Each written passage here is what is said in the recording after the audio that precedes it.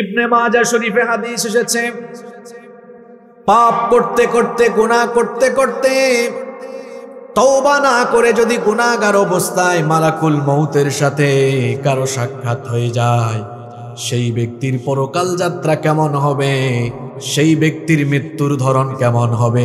আল্লাহর নবী বলেছেন, ফাইদা কানার রাজুলুস সুউ ক্বালা উখরুজি আইয়াতুহান নাফসুল খাবীথাতু কানাত ফিল জাসাদিল খাবীথ।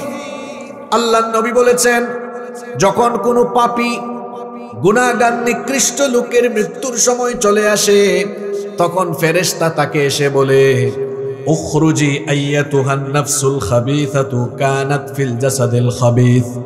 হে নিকৃষ্ট, হে অপবিত্র আত্মা, যে আত্মা এই নিকৃষ্ট দেহে ছিল, উখরুজি যামিমাতাও ওয়া আবশিরি বিহামিমিন ওয়া গাসসাক। তুমি তিরস্কারের সাথে, নিন্দার সাথে জাহান্নামের ফুটন্ত গরম পানি এবং পূজের সুসংবাদ গ্রহণ করো। ওয়া আখারা মিন শাকলিহি আজওয়াজ, অনুরূপ আরো বহু রকমের নিকৃষ্ট জিনিসের সুসংবাদ তুমি গ্রহণ করো। ফামা তাজালু ইউকালু লাহা যালিকা হাত্তা তাখরুজ।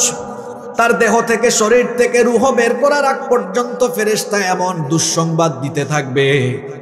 আবার মুসনাদে আহমদের ভেতরে হাদিস এসেছে, আল্লাহর নবী বলেছেন, ইন্নাল আবদাল কাফিরা ইযা কানা ফি ইনকিতাইন মিনাদ দুনিয়া ওয়া ইকবালিন মিনাল আখিরাহ। যখন কোনো কাফির পাপী তাপির মৃত্যুর সময় চলে আসে, পরকাল যাত্রার সময় হয়, দুনিয়া ত্যাগ করার সময় হয়ে যায়, নাযালা ইলাইহি মিনাস সামাই মালাইকাতুন সুদুল ওয়ুজুহ। তখন নিকৃষ্ট কালো চেহারা বিশিষ্ট কিছু ফেরেশতারা অবতরণ করে, মাহুমুল মুসুহ, তাদের সাথে মোটা জাহান্নামের দুর্গন্ধযুক্ত কাপড়ের কাফন থাকে, ফায়াজলিসুনা মিনহু মাদ্দাল বাসার। তারা ওই পরকাল যাত্রী, মৃত্যু পথযাত্রী লোকটার চোখের দৃষ্টি সীমানা পর্যন্ত বসে থাকে। সুম্মা ইয়াজিউ মালাকুল মাউত, অতঃপর মালাকুল মউত, মৃত্যুর ফেরেশতা আসেন, হাত্তা ইয়াজলিসা ইনদা রাসিহি, তারপরে ওই পরকাল যাত্রী লোকটার মাথার নিকটে বসেন। বসার পরে বলেন, ফায়াকুলু ইয়া আইয়াতুহান নাফসুল খাবীথা, হে অপবিত্র আত্মা, নিকৃষ্ট আত্মা, উখরুজি ইলা সাখাতিম মিনাল্লাহি ওয়া গাদাব, আল্লাহর অসন্তুষ্টি আর গজবের উদ্দেশ্যে বের হয়ে আসো। ফাতাফাররাকা ফি জাসাদি, এই কথা বলা মাত্রই তার গোটা দেহে যন্ত্রণা শুরু হয়ে যেতে থাকে। ফায়ান্তাজিউহা কামা ইউনতাজাউস সুফুদু মিনাস সুফিল মাবলুল। আল্লাহর নবী বলেছেন, ভেজা পশম থেকে লোহার একটা শিককে টেনে হিচড়ে বের করলে যতটা কষ্ট হয়, এই গুনাহগার লোকটা মরণের সময় তার চাইতে আরো বেশি কষ্ট পাবে। বিভিন্ন রিওয়ায়াতে এসেছে এদের কষ্টের নমুনা কেমন হবে। শাদ্দাদ ইবনে আউস রাদিয়াল্লাহু আনহু বলেছেন, একজন জীবিত মানুষকে ধরে যদি তলোয়ার দিয়ে কেটে 1000 পিস, 1000 টুকরা করা হয়, ওই ব্যক্তি যতটা না কষ্ট পাবে, একজন গুনাহগার মরণের সময় তার চাইতে আরো বেশি কষ্ট পাবে। অন্য রিওয়ায়াতে এসেছে, পাপী তাপীরা মৃত্যুর সময় এত কষ্ট পাবে। ও যুবক ভাইরা, নামাজ কেমনে ছাড়েন, মাদকের সাথে তথ্য প্রযুক্তির অপব্যবহার করে পর্নোগ্রাফিতে আসক্ত হয়ে কি করে গুনাহ করেন, এরকম গুনাহগার অবস্থায় যার মরণ হবে। অন্য রিওয়ায়াতে এসেছে, একজন জীবিত মানুষকে উত্তপ্ত কড়াইয়ের মধ্যে তেল ঢেলে সেখানে ফেলে দিলে সে যতটা না কষ্ট পাবে, ওই খারাপ লোকটা, গুনাহগার লোকটা মৃত্যুর সময় তার চাইতে আরো বেশি কষ্ট পেতে থাকবে। মৃত্যুর ফেরেশতা মালাকুল মউত তার দেহ থেকে রূহ টেনে বের করবে কেমনে? পা থেকে স্টার্ট করবে, যখনই চামড়ায় হাত দিবে রূহ গিয়ে চামড়ার নিচে লুকাবে, আর সাথে থাকা ফেরেশতারা এই লোকটাকে কষ্ট দিয়ে দিয়ে, পাপী লোকটাকে আযাব দিয়ে দিয়ে রূহটা কবজ করবে। কোরআনে কারীমের 8 নম্বর সূরা সূরাতুল আনফালের 50 নম্বর আয়াতে আল্লাহ তাআলা বলছেন, ওয়ালাউ তারা ইয ইয়াতাওয়াফফাল্লাযীনা কাফারুল মালাইকাতু يضربون وجوههم وأدبارهم وذوقوا عذاب الحريق আল্লাহ তাআলা বলছেন যদি আপনি দেখতেন কাফেরদের মৃত্যুর সময়ে ফেরেশতারা তাদের চেহারার উপরে আর পিঠের মধ্যে আঘাত করে করে কেমনে তাদের রূহ কবজ করে।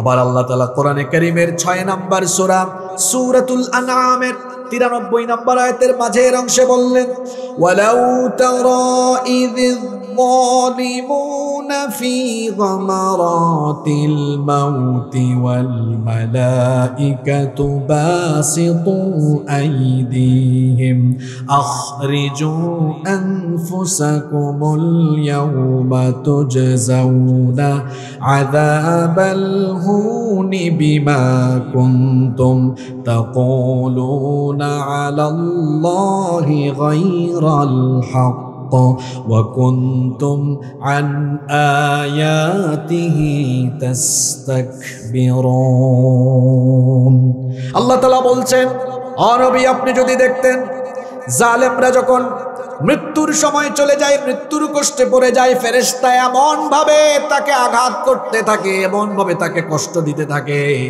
একটা সময় ফেরেশতা কষ্ট দিতে দিতে তারপরে বলে এই জালেম তোর জান তুই নিজেই এবার বের কর। এই রকম করে কষ্ট দিয়ে দিয়ে অপমানজনক অবস্থায় তার মৃত্যু হয়। কোরআনে আল্লাহ বলেছেন যারা গুনাহগার অবস্থায় দুনিয়া থেকে বিদায় নিবে এদেরকে অপমানের মৃত্যু যিনি দান করবেন, জোরে বলেন তিনি কে? অপমানের মৃত্যু থেকে পানা চাইবেন, ইজ্জতের হায়াত আল্লাহর কাছে চাইবেন, ইজ্জতের মওত আল্লাহর কাছে চাইবেন। পৃথিবীতে এমন বহু মানুষ আছে বেইজ্জত হয়ে বাঁচে, বেইজ্জত হয়ে মরে।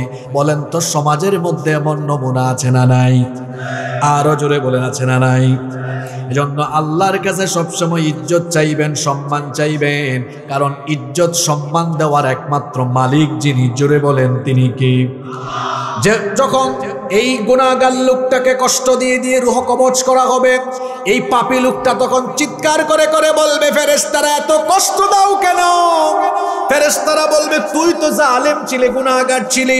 কোরআনে কারীমের 16 নম্বর সূরা সূরাতুন নাহালের 28 নম্বর আয়াতে রব্বুল আলামিন বলছেন আল্লাযীনা তাতাওয়াফাহুমুল মালাইকাতু যালিমি আনফুসিহিম ফাআলকাউস সালামা মা কুন্না না'মালু মিন সু বালা ইন্নাল্লাহা আলীমুম বিমা কুনতুম তা'মালুন।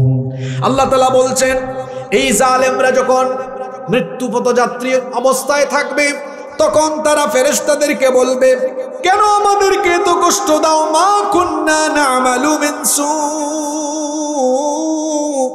আমরা তো কোনো খারাপ কাজ করি নাই, আমরা কোনো পাপ করি নাই, আমরা কোনো গুনাহের কাজ করি নাই। তখন তাদেরকে বলা হবে বালা ইন্নাল্লাহা আলীমুম বিমা কুনতুম তা'মালুন,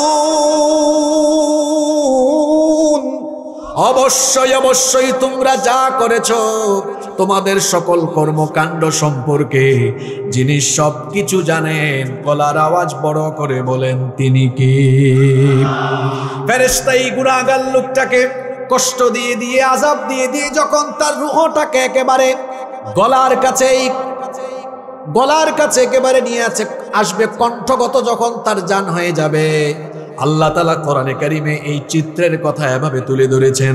কোরআনে কারীমের 75 নম্বর সূরা সূরাতুল কিয়ামা এর 26 নম্বর আয়াত থেকে আল্লাহ তাআলা বলছেন কাল্লা ইযা বালাগাতিত তারাকিয়া ওয়া কিলা মান রাকি ওয়া যান্না আন্নাহুল ফিরাক ওয়ালতাফাতিস সাকু বিস-সাকি ইলা রাব্বিকা ইয়াওমাইযিনিল মাসাক।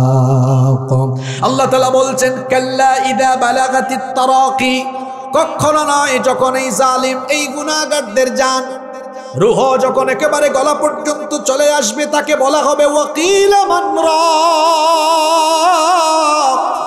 কে আছে ঝাড়ফুঁক করবে? কে আছে আজ তোমাকে রক্ষা করবে? কে আছে এমন যে আজকে তোমাকে বাঁচাবে? ওয়াযান্না আন্নাহুল ফিরাক, এই গুনাহগার লোকটা বুঝে ফেলবে আজ আমাকে কেউ রক্ষা করতে পারবে না। সে নিজেই তখন মৃত্যুর জন্য প্রস্তুত হয়ে যাবে। প্রস্তুতি নিয়ে কি করবে আল্লাহ পরের আয়াতে বলেছেন, ওয়ালতাফাতিস সাকু বিসাক, সে সঙ্গে সঙ্গে তার দু পায়ের গুছা ছেড়ে দিবে, মৃত্যুর জন্য রেডি হয়ে যাবে। আল্লাহ তাআলা বলছেন, বান্দারে শোনো, আজকে হলো সেই মুহূর্ত, সেই সময়। ইলা রাব্বিকা ইয়াউমাইদিনিল মাসাক, আজকে তোমার রবের কাছে ফিরে আসার দিন। মৃত্যুর ফেরেশতা এইভাবে করে গুনাহগার এই লোকটাকে কষ্ট দিয়ে দিয়ে আযাব দিয়ে দিয়ে যখন তার রূহ কবজ করে ফেলবে, ফাইদা আখাযাহা, আল্লাহর নবী বলেছেন, হাদিসটি মুসনাদে আহমদে এসেছে, ফাইদা আখাযাহা লাম ইয়াদউহা ফি ইয়াদিহি তারফাতান আইনিন হাত্তা ইয়াজআলুহা ফি তিলকাল মুসুহ। আল্লাহর নবী বলেছেন, চোখের দৃষ্টি ফেলতে যতটা দেরি হয় তার চাইতে আরো কম সময়ে ফেরেশতা এর রূহটাকে জাহান্নামের কাফনের মধ্যে মুড়ায় ফেলবে।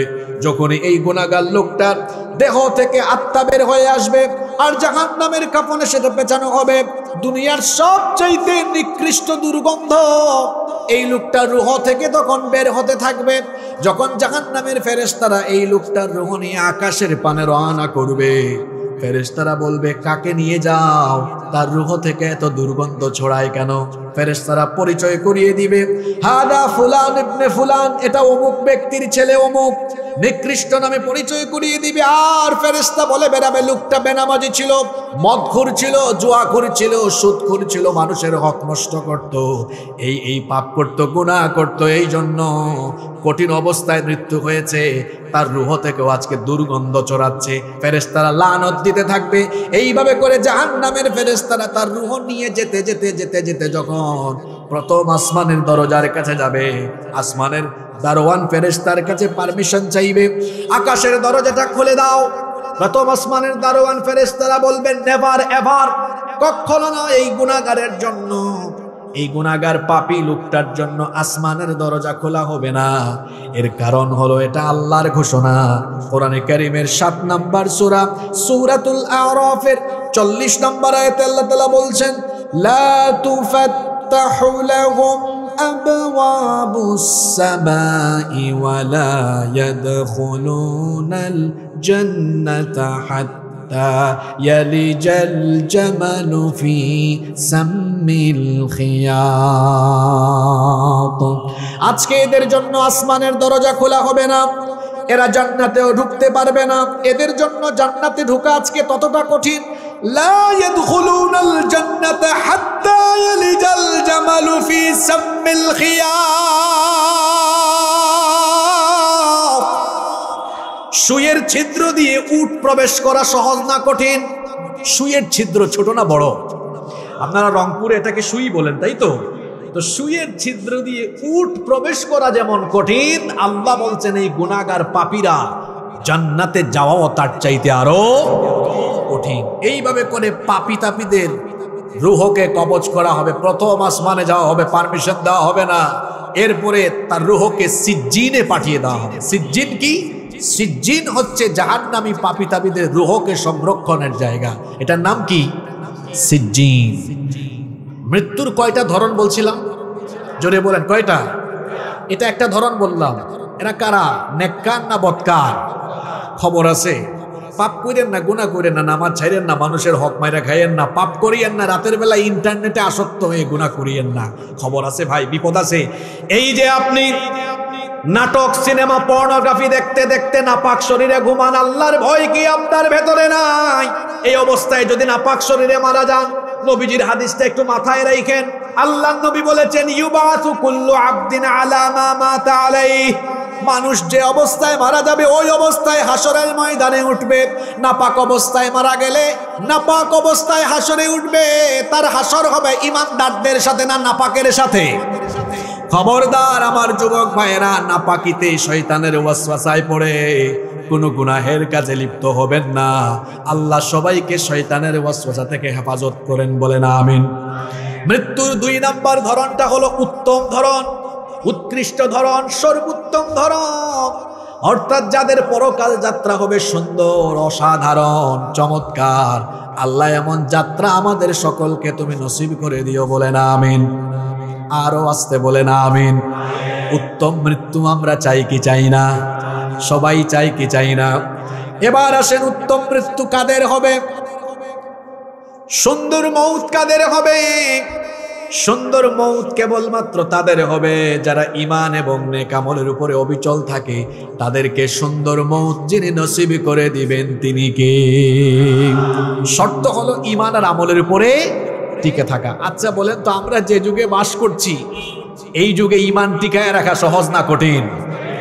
এত কঠিন। আল্লাহর নবী বলেছেন কিয়ামতের আগে আখিরি জামানায় ঈমান টিকিয়ে রাখা এত কঠিন হবে, জ্বলন্ত কয়লার উপরে দাঁড়িয়ে থাকা যতটা না কঠিন হবে, ঈমানের উপরে টিকে থাকা তার চাইতে আরো ভয়াবহ কঠিন হবে। অবস্থা এমন হবে, সকালবেলা কোনো মানুষ মুমিন থাকলেও আখিরি জামানার শেষ জামানার ফিতনায় পরে সন্ধ্যার আগে কাফির হয়ে যাবে। রাতের বেলা সন্ধ্যাবেলা ঈমান থাকবে, কিন্তু রাতের বেলা শয়তানি ফিতনায় লিপ্ত হয়ে সকালের আগে ঈমান হারা হয়ে যাবে। আজকে বলেন তো, ঈমান বিধ্বংসী সেই জাহিলি যুগের আধুনিক জাহিলি যুগের আধুনিক ফিতনা আমাদের সামনে পিছনে চতুর্দিকে এখন কম না বেশি? কিছুই লাগবে না আজকে আপনার ঈমান ধ্বংস করার জন্য। আপনার পকেটে থাকা মোবাইলটাই এনাফ, যথেষ্ট। এত সাংঘাতিক উপাদান এটা। যদি আপনি একটু এটার অপব্যবহার আরম্ভ করেন, চরিত্র নিকৃষ্ট হয়ে যাবে। নিচে নামতে নামতে লোকটা শয়তানেরও নিচের ক্যাটাগরিতে চলে যেতে পারে। মোবাইল ফোনের অপব্যবহারই আপনাকে ধ্বংস করে দিতে পারে। আবার এই শেষ জামানায় যারা ঈমানকে বাঁচাবে, এদের আবার আলাদা করে মর্যাদা যিনি দান করবেন, গলার আওয়াজ বড় করে সবাই বলেন তিনি কে? নেক আমলের উপরে, ঈমান আর নেক আমলের উপরে থাকবে কারা? ঈমান আর নেক আমলের উপরে থাকবে যারা, উত্তম সর্বোত্তম মৌত পেয়ে যাবে তারা।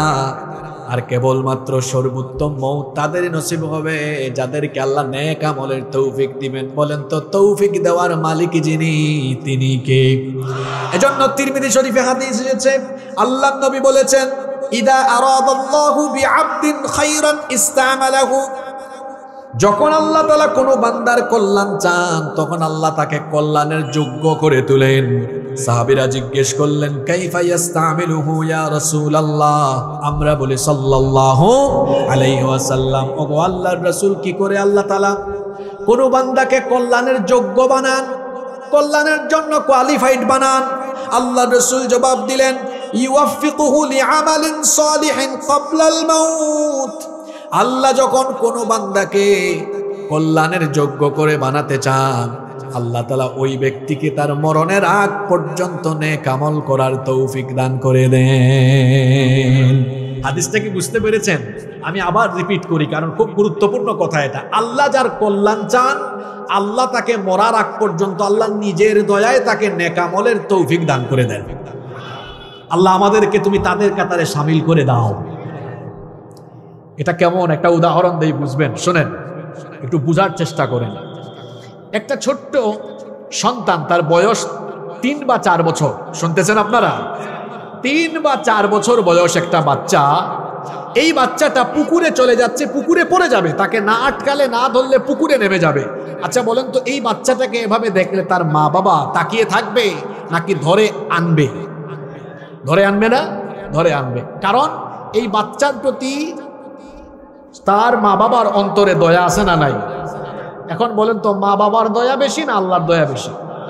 আল্লাহর দয়া কত বেশি? হাদিস, দয়াকে আল্লাহ 100 টুকরা করেছেন। এরপরে 1 টুকরা এখানের সবাইকে নয়, শুধু তামাম দুনিয়ার সবাইকে আল্লাহ 1 টুকরা ভাগ করে দিয়েছেন। তার মানে আমিও পাইছি এই 1 টুকরা ভাগ হইয়া যতটুকু পাওয়া যায় ততটুকু। 100 থেকে 1 গেলে বাকি থাকে কত? এই 99 টুকরা দয়া কার কাছে রেখেছেন? জোরে বলেন, কার কাছে? তো মা যদি এই 1 টুকরা দয়া থেকে অল্প একটু পাইয়া সন্তানকে পানিতে যাতে না পড়ে ফিরাইয়া আনে, যারা আল্লাহর প্রিয় বান্দা হয়ে যায়, আল্লাহ তাআলা তখন দয়া করে তাকে জাহান্নামের রাস্তা থেকে ফিরাইয়া জান্নাতের পথে পরিচালিত করে। সুবহানাল্লাহ। এটা কাদের জন্য হয়? যারা আল্লাহকে ভয় করে। আল্লাহ তুমি আমাদেরকে তাদের কাতারে নিয়ে যাও, বলেন আমিন। সেই সকল ইমানদাররা যারা ইমানের উপর আর নেক আমলের উপর অবিচল থাকতে থাকতে, নেক আমল করতে করতে, নামাজ আদায় করতে করতে, দান সদকা করতে করতে, নেকির কাজ করতে করতে, ইসলামী আন্দোলন করতে করতে, ভালো কাজ করতে করতে হঠাৎ করে একদিন মালাকুল মউত তার সামনে চলে আসলেন।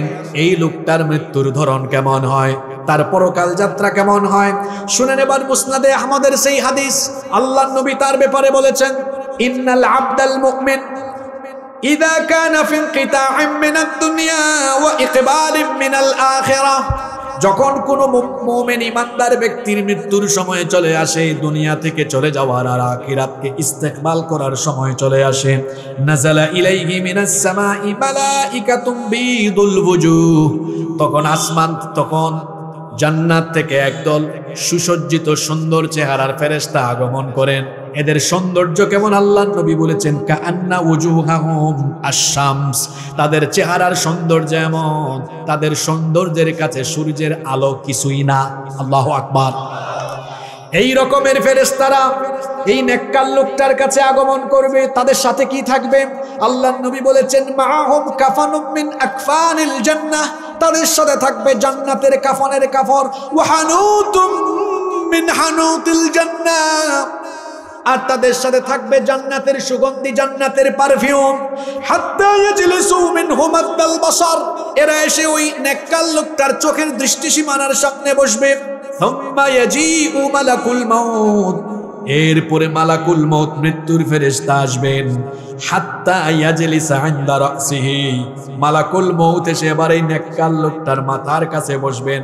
আসার পরে ধমকাবেন না, তিরস্কার করবেন না, আসার পরে সুন্দর করে একটা সালাম তাকে দিবেন। সুবহানাল্লাহ কইতে মন চাইল না। ফেরেশতা কি দেয় এটা কোথায় আছে শোনেন। কোরআনুল কারীমের 16 নম্বর সূরা সূরাতুন নাহলের 32 নম্বর আয়াতে রব্বুল আলামিন বলছেন, আল্লাযীনা তাতাওয়াফাহুমুল মালাইকাতু তাইয়্যিবিনা ইয়াকুলুনা সালামুন আলাইকুম উদখুলুল জান্নাতা বিমা কুনতুম তা'মালুন। পবিত্র থেকে থেকে, নেকির উপর থেকে থেকে যাদের মৃত্যুর সময় চলে আসে, ইয়াকুলুনা, ফেরেশতারা এদেরকে বলে, সালামুন আলাইকুম উদখুলুল জান্নাতা বিমা কুনতুম তা'মালুন। ফেরেশতা বলে, তোমাদের উপর সালাম, অভিবাদন, তোমাদের উপর আল্লাহর রহমত আর শান্তি নাজিল হোক। মালাকুল মউত এসে সালাম দেয়। সালাম দেওয়ার পরে বলে, আপনার জন্য সুসংবাদ, বলে, আইয়াতুহান নাফসুত তাইয়্যিবা, হে পবিত্র উৎকৃষ্ট আত্মা, উখরুজি ইলা মাগফিরাতিম মিনাল্লাহি ওয়া রিদওয়ান, আল্লাহর ক্ষমা সন্তুষ্টির উদ্দেশ্যে বের হয়ে আসো। ফাতাখরুজু তাসিলু কামা তাসিলুল কাতরাতু মিন ফিস সিকাব, তখন এই নেককার লোকটার শরীর থেকে, দেহ থেকে আত্মা রূহকে এত সহজ করে বের করে না হবে।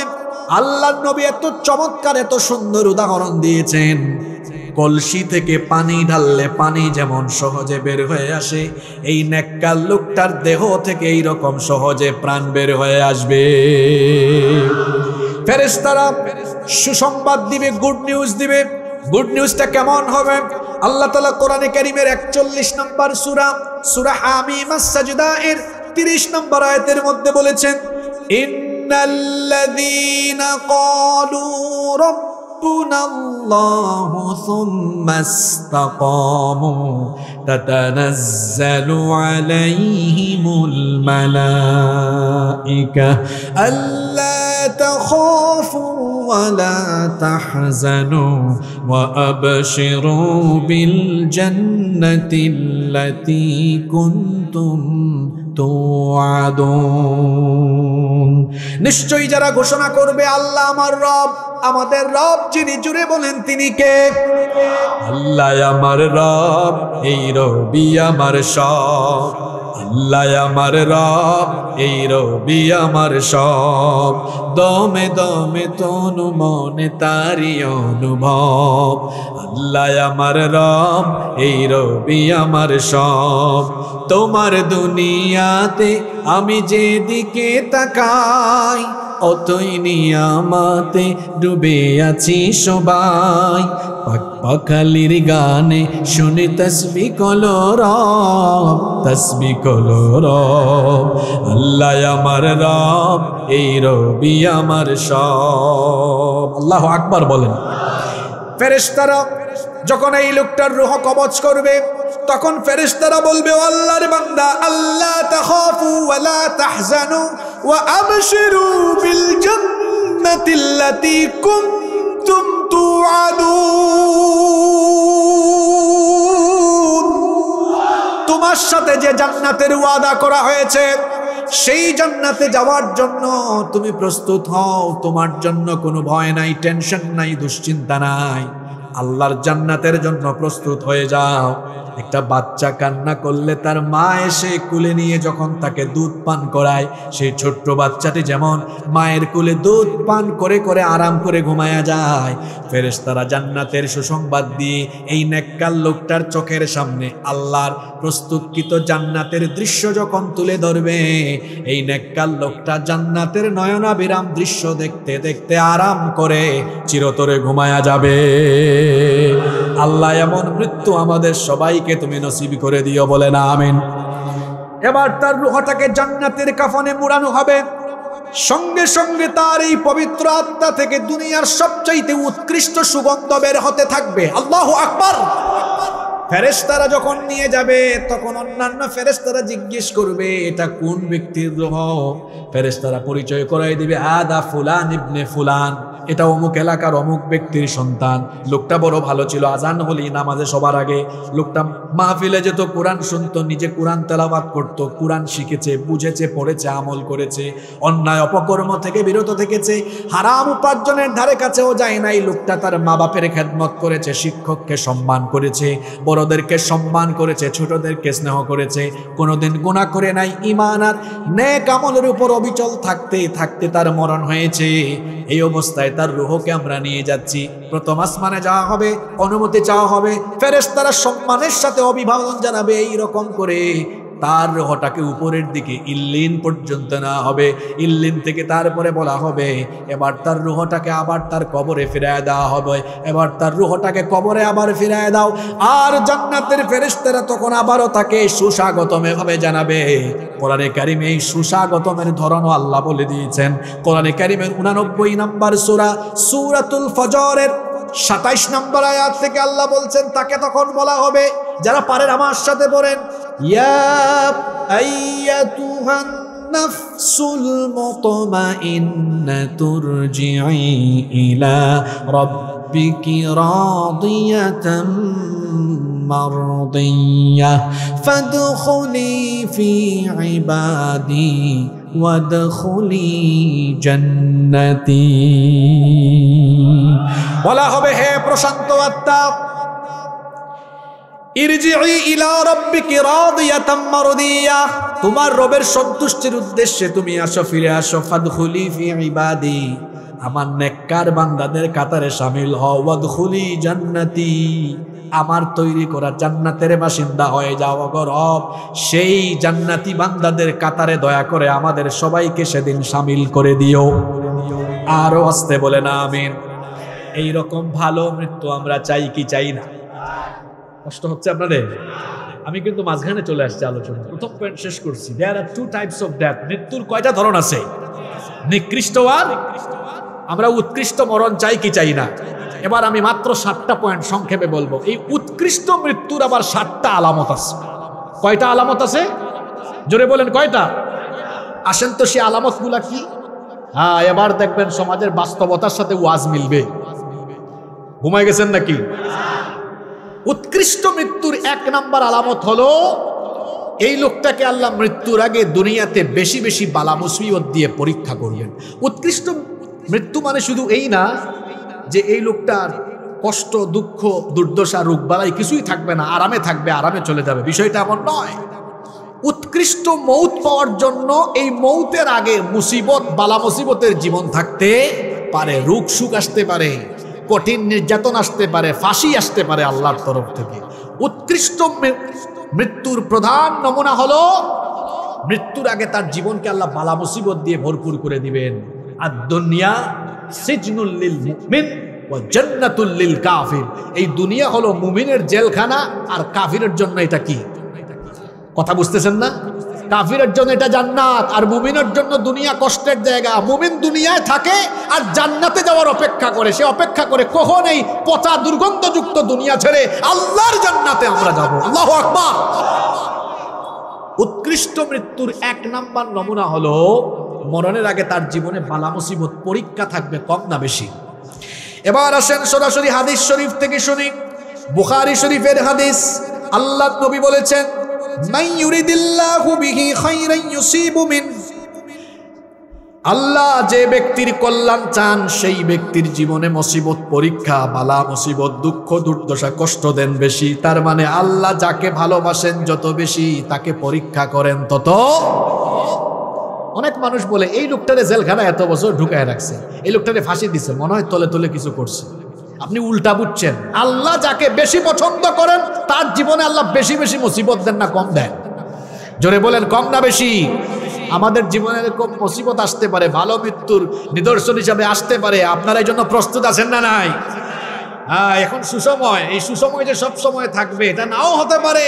হতে পারে কঠিন সময় আসবে, রক্ত দেওয়া লাগতে পারে, জীবন দেওয়া লাগতে পারে, ইমানি পরীক্ষায় অবতীর্ণ হওয়া লাগতে পারে। কিন্তু একজন মুমিন সে কখনো ঈমানকে বিসর্জন দিবে না। প্রয়োজনে সে তার জীবনকে হাসি মুখে আল্লাহর রাস্তায় অকাতরে বিলিয়ে দিবে, তাও সে কখনো কোনো জালিমের সাথে অন্যায়ের আপোষ করবে না। আল্লাহ এই জাতের ঈমান আমাদেরকে দান করে দাও। ভালো মৃত্যুর এক নাম্বার নমুনা, মুসিবত আসবে কিন্তু আমরা হাসি মুখে বরণ করে নিব। সুবহানাল্লাহ পড়বেন না? আল্লাহর নবীকে একবার প্রশ্ন করা হলো, এই হাদিসতে এসেছে তিরমিজি শরীফে। নবীজিকে জিজ্ঞেস করা হলো, প্রশ্ন করা হলো, আইয়ুন নাসি আশাদ্দু বালাআন, সবচাইতে বেশি ঈমানি পরীক্ষা কাদের কাছ থেকে না হয়েছে? সবচেয়ে বেশি কঠিন পরীক্ষা কারা দিয়েছেন? আল্লাহর নবী তখন বললেন, আল আম্বিয়া। সবচাইতে বেশি ঈমানের পরীক্ষা দিয়েছেন আমরা না নবীরা? আপনি কি পরীক্ষা দিয়েছেন? কয়েকদিন জেলে থাকছেন, আয়না করে থাকছেন। আর নবীদের পরীক্ষাটা কেমন ছিল শোনেন। জাতির পিতা তো আগুনের পরীক্ষায় অবতীর্ণ হয়েছেন। জাতির পিতাকে অনেকে আছে জোর করে জাতির ঘাড়ে জাতির পিতা চাপিয়ে দিতে চায়। জোর করে জাতির ঘাড়ে জাতির পিতা চাপিয়ে দেওয়া যায় না। জাতির পিতা ইব্রাহিম আলাইহিস সালামকে বানিয়েছেন কে? মহিলার মতো আওয়াজ দিলেন কেন? জাতির পিতা ইব্রাহিম আলাইহিস সালামকে বানিয়েছেন কে? মিল্লাতে আবিকুম ইব্রাহিম হুয়া সাম্মাকুমুল মুসলিমিন। তোমাদের মিল্লাতের পিতা হলেন ইব্রাহিম। ইব্রাহিম আলাইহিস সালাম আগুনের পরীক্ষা দিয়েছেন। আমার নবী তো তায়েফে দান্দান মুবারক শহীদ করেছেন, উহুদের ময়দানে। উহুদে দান্দান শহীদ করেছেন, তায়েফের ময়দানে নিজের শরীরের রক্ত ঢেলে দিয়েছেন। সবচাইতে বেশি ঈমানের পরীক্ষা দিয়েছেন আমরা না উম্মত না নবীরা? জোরে বলেন কারা? আল্লাহর নবীকে প্রশ্ন করা হলো, সবচেয়ে বেশি ঈমানি পরীক্ষা দিয়েছেন কারা? আল্লাহর নবী বললেন, আম্বিয়া ও আলাইহিমুস সালাম, নবীরা সবচেয়ে বেশি পরীক্ষা দিয়েছেন। বলা হলো এরপরে কারা? নবীজি বললেন, সুম্মাল আমসালু বিল আমসাল, সুম্মাল আমসালু ফাল আমসাল। অতঃপর মর্যাদার দিক থেকে তার পরবর্তীগণ, তারপরে তার পরবর্তীগণ। আর পরীক্ষার ধরনটা কেমন হয়, ক্লাসিফিকেশনটা কেমন হয়? আল্লাহর নবী বললেন, ফায়ুবতালার রাজুলু আলা হাসাবি দীনি। যার দিনদারিতা যত বেশি তার পরীক্ষার মাত্রাও তত। তার মানে ঈমান যার যত শক্ত, ঈমান যার যত কঠিন, তার পরীক্ষার মাত্রাও তত কঠিন। এই জন্য দেখবেন যারা অন্যায়ের সাথে আপোষ করে না, ঈমানের উপরে টিকে থাকে, এদের উপরে কঠিন নির্যাতন নিপীড়ন নেমে আসে। কিন্তু যতই নিপীড়ন আসুক না কেন, আমরা কখনো মাথা নোয়াবো না, কারণ আমরা কেবলমাত্র মাথা নোয়াই একজনের কাছে। জুড়ে বলেন তিনি কে? ভালো মৃত্যুর প্রধান লক্ষণ হলো এই ভালো মৃত্যুটা আসার আগে জীবনের রোগ বালাই দুঃখ দুর্দশা নির্যাতন নিপীড়ন বালা মুসিবত বিপদ আপদ দিয়ে আমাদেরকে পরীক্ষা করবেন কে? এরকম পরীক্ষা আমাদের জীবনে আসলে পরীক্ষার জন্য প্রস্তুত আমরা আছি না নাই? ভালো মৃত্যুর 2 নাম্বার নমুনা হলো, উত্তম মৃত্যুর 2 নাম্বার নমুনা হলো মৃত্যুর সময় কপাল হালকা ঘেমে যায়। তিরমিজি, নাসাই, মুসনাদে আহমদ বিখ্যাত হাদিসের 3 গ্রন্থে একযোগে এই হাদিসটি বর্ণিত হয়েছে। আল্লাহর নবী বলেছেন, আল মুমিনু ইয়ামুতু বিআরাকিল জাবিন, মুমিন ব্যক্তি কপালের মধ্যে মৃদু হালকা ঘাম নিয়ে মৃত্যুবরণ করে। এই ঘটনাটা আপনারাও জানেন। আমার নবী মরণের আগে, আমার নবী মৃত্যুর আগে প্রচন্ড রকম ঘামাচ্ছিলেন। তিনি তখন বলেন, আয়েশা গো, একটু পানির পাত্রে হালকা পানি নিয়ে আসো, আমার গায়ে প্রচন্ড জ্বর এসেছে। আল্লাহর নবী তখন পানির পাত্রে হাত ভিজিয়ে কপালটা মুছতেছিলেন। আল্লাহর নবীর কপাল ঘেমেছিল। এরকম বহু সাহাবীরাও আছেন মৃত্যুর সময় যাদের কপাল ঘেমেছিল। আল্লাহর নবী এটাকে বলেছেন এটা ভালো মৃত্যুর সাইন, ভালো মৃত্যুর নিদর্শন। ভালো মৃত্যু, উত্তম মৃত্যুর নিদর্শন হলো সেই মৃত্যু পদযাত্রী ব্যক্তি মরণের সময় হালকা মৃদু ঘাম নিয়ে মৃত্যুবরণ করে। সুবহানাল্লাহ। 3 নাম্বার ভালো মৃত্যুর 3 নাম্বার নমুনা হলো, আল্লাহর নবী বলেছেন ভালো মৃত্যুর আরেকটা নমুনা হলো মৃত্যুটা হতে পারে জুমার রাতে বা জুমার দিনে। আল্লাহর নবী বলেছেন, মা মিন মুসলিমিন ইয়ামুতু ইয়াওমাল জুমআতি আও লাইলাতাল জুমআতি ইল্লা ওয়াকাহুল্লাহু ফিতনাতাল কবর। তিরমিজি শরীফের হাদিস। আল্লাহর নবী বলেছেন, যে ব্যক্তি জুমার রাতে অথবা জুমার দিনে মারা যাবে তাকে কবরের ফিতনা থেকে যিনি বাঁচিয়ে দিবেন তিনি কে? তবে আবার ভুল বুঝিয়েন না, জুমার রাতে তো অনেক বেঈমানেরও মৃত্যু হয়। জুমার রাতে তো, জুমার দিনে তো অনেক বেঈমানের মৃত্যু হয়, হয় না? তাই বলে কি সে জান্নাতি? না। এই জুমার রাতে জুমার দিনে মারা গেলে জান্নাত পাওয়ার শর্ত হলো ইমানের উপর থেকে ইমান নিয়ে মারা যাওয়া। শর্তটা কি? ইমান নিয়ে মারা যাওয়া। আমার আপনার ইমান তো সকাল বিকাল চলে যায়, এমন এমন কাজ কারবার করি আমরা।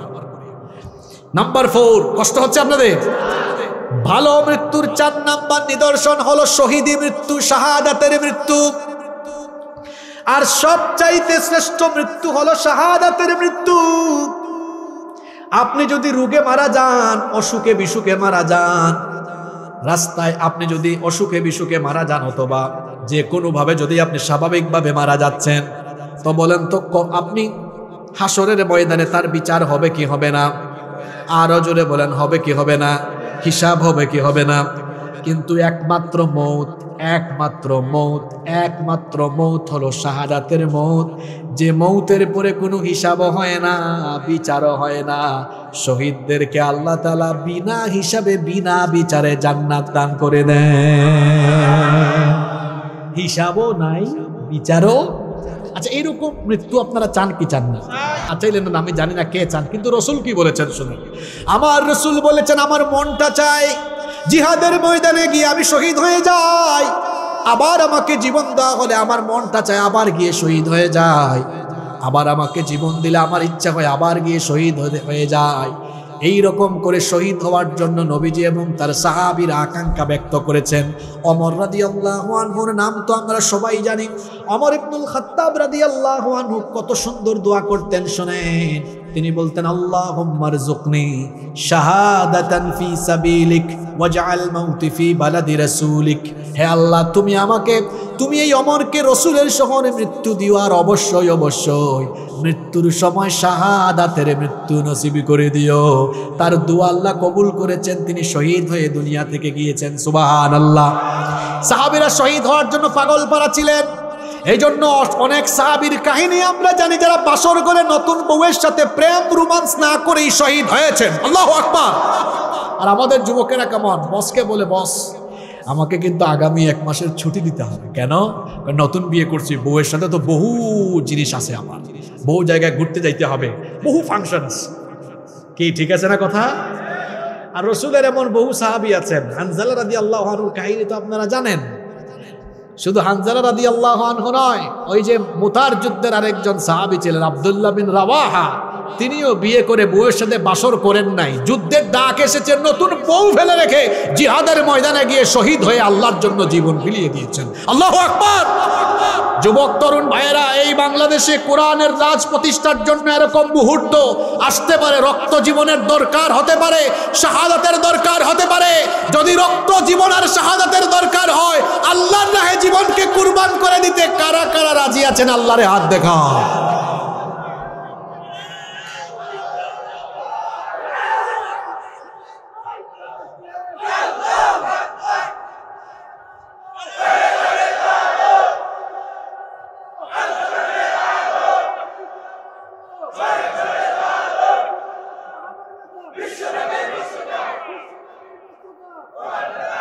হাতগুলো নামান। এবার আমাকে বলেন, হাতটাকে মন থেকে তুলছেন? এবার সুসংবাদ শুনেন, এখানে যদি শহীদ কেউ নাও হন, আল্লাহ রাসূল বলেছেন, মান সাআলাল্লাহু শাহাদাতি বিসিদকিন বাল্লাগাহুল্লাহু মানাজিলাশ শুহাদাই ওয়া ইম্মাতা আলা ফিরাশি। আল্লাহ রাসূল বলেছেন, দিলে যদি সত্যি সত্যি যদি শাহাদাতের আকাঙ্ক্ষা, আশা থাকে, এই লোকটা যদি শহীদ নাও হয়, দিলের মধ্যে আশা থাকার কারণে মরার পরে আল্লাহ বলবেন, এই লোকটাকে শহীদ হিসাবে মর্যাদা লিখে রাখো। সুবহানাল্লাহ। হাত যারা তুলছেন, মন থেকে তুলছেন তো? আমি তো আমার দুয়ায় সব সময় বলি, শেষে সব সময় বলি, আল্লাহ শাহাদাতের মউত দিও, কারণ এই মউত তো শ্রেষ্ঠ মউত, হিসাবও নাই, বিচারও।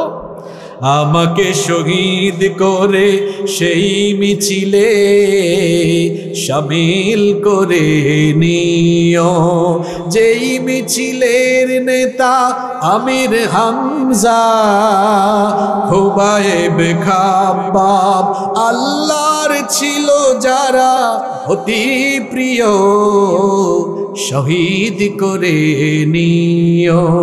মরতেই হবে যখন, শহীদি মরণ দিও আমাকে, শাহাদাত জানি শুধুই জীবন, সে মরণ দিও আমাকে, মরতেই হবে যখন, শহীদি মরণ দিও আমাকে।